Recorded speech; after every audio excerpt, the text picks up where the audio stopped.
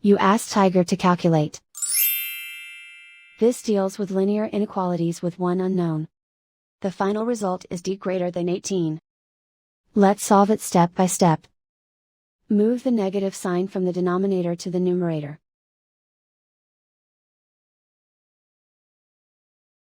Isolate the d. Multiply both sides by 6.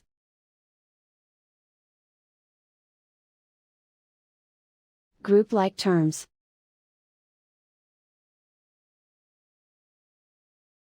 Multiply the coefficients.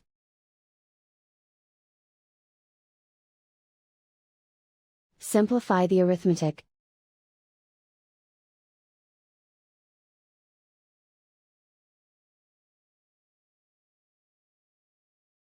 Convert the d into a positive number.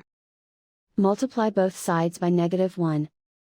Whenever you multiply or divide by a negative, reverse the inequality sign.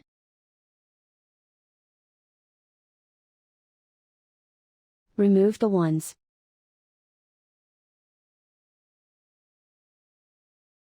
Simplify the arithmetic.